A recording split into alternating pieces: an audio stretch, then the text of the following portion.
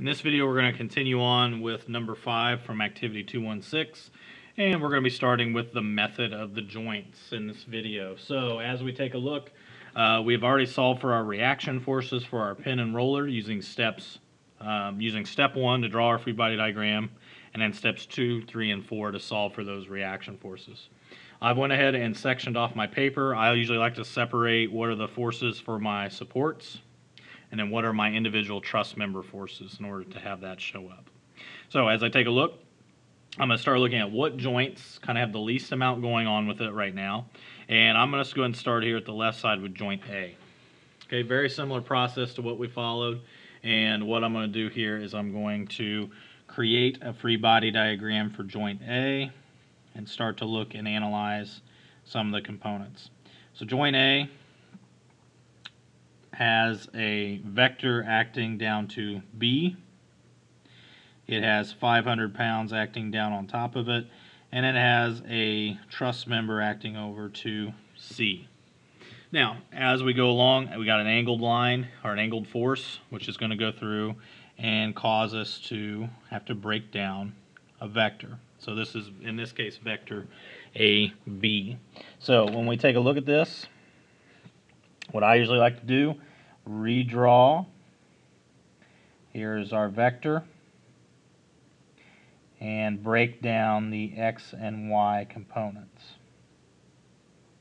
and label the arrows as such to get from the end to the end of the vector down to the arrowhead. 45 degrees, this is going to be ABX, and this is going to be ABY. Okay, very similar like what we did.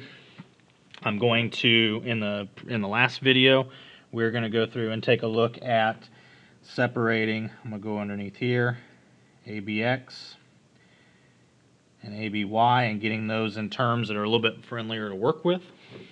So most of the time, X direction, you're going to use cosine. This is the adjacent side, the X side, so I'm going to use cosine of theta is equal to adjacent over hypotenuse. Substitute in cosine of 45 is equal to ABX over AB, AB being the hypotenuse or the vector. And I'm going to rearrange in terms of ABX. So in this case, I'm going to take the cosine of 45 times AB. ABY is going to follow the very similar process. We're going to use sine because sine is the ABY is the opposite side of the triangle. And most of the time when you use cosine for one, you're going to use sine for the other. So substituting in, we're going to use ABY over AB. And in order to solve or to get this in terms of ABY, it's going to be the sine of 45 times AB. Okay, a little bit easier terms to work with now, which is good. And down below, we can start looking at the sum of the forces. So we look at our joint A. So here I'm going to go through and take a look at, let's do underneath the Y here. Sum of the forces in the Y direction add up to equal 0. I want to look at what forces are acting in the Y direction. I've got a negative 500 pounds going downward, and I got a negative ABY because we have to go down to reach B. So in this case, I'm going to do negative 500 pounds plus a negative ABY, and when I add those up, they're going to equal 0. So from here, negative 500, and I'm going to do my substitution for ABY, which is the sine, negative sine, make sure that carries, of 45 times AB is equal to 0. In order to go through and to get this balanced, I'm going to add 500 pounds to each side. So the negative sine of 45 times AB is equal to a positive 500 pounds. And then I'm going to divide by, on each side, a negative sine of 45. And using my calculator here, 500 divided by the sine of 45. I just need to make sure to remember to carry my negative. Again, we're going to one decimal place as noted by the precision, 707.1. will be what our answer is expressed to. AB is equal to a negative 707.1, which means pounds, which means that this truss member is in compression. As we take a look at the next, which would be our X direction forces, we're going to follow a very similar procedure. All the forces in the X direction add up to equal 0.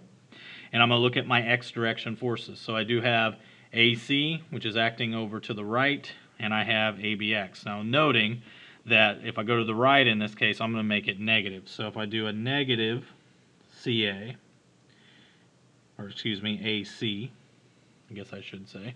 Let me go ahead and clear that out. Negative AC, because we're going from A to C, plus a negative ABX. And when we add those together, that's going to equal 0. So, negative AC, I'm going to do some substitution. Negative cosine 45 AB is equal to 0. And I already know what AB is, so I can go ahead and substitute that into my equation. Negative AC plus the negative cosine of 45 times a negative 707.1, which is equal to 0. I'm going to go ahead and I'm going to rearrange this equation. So now I'm going to add AC to each side. So now I get the negative cosine of 45 times the negative 707.1 is equal to a positive AC. And then when I run this in the calculator, then since we got two negatives, that's going to make these positive actually. So I can just do the cosine of 45 times 707.1. And when with rounding, we're going to get 500 pounds even. And it's going to be positive, meaning that this is going to be in tension. All right, so now we got two truss members. We can go ahead and now we can go up to our free body diagram. This one here, 707.1 in compression, 500 in tension for AC. So we solved for 2.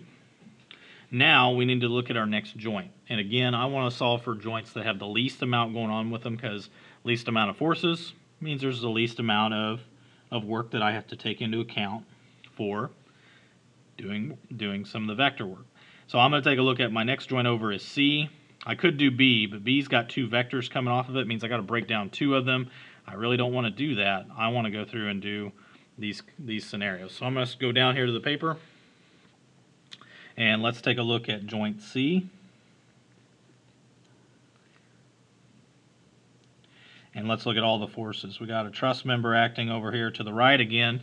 We're going to go to A. However, we're always assuming those are in tension. We got one going over to E. We've got a 500-pound force acting downward on joint C. And we got another truss member that would be pulling on it going down to B. So here's the nice thing about this particular scenario is anytime that you go through and you have straight line forces like this, we don't have to worry about doing any trig. So I'm going to do this off to the side here. Sum of the forces in the y direction add up to equal 0. I've got a negative 500 pounds and then plus a negative CB. And when I add those together, they equal 0. So in order to go through and make this happen, I'm just going to add CB to each side. So now I'm going to get CB is equal to a negative 500 pounds, which means it's in compression. We just solved for another truss member. Okay, sum of the forces in the y or in the x direction, I should say. Okay, again, if I'm going to the right, it's going to be negative. So I got a negative CE plus I'm going to label this one as AC, just so that way we don't get some confusion there. And that's going to be add up to equal to 0. So from here, I'm going to go through and say I'm going to add CE to each side. So now I'm going to get AC is equal to CE, and AC we just found down here to be 500 pounds in tension. So when I substitute 500 pounds in, that means CE has the exact same force that it's holding. And now we just solve for two more truss members. So now let's go up to our free body diagram. Update, 500 pounds in tension, and our CB was 500 pounds in compression. So here you see we're real quickly filling up our truss members. We got 3 left to do, and that'll be covered in the next part in the following video.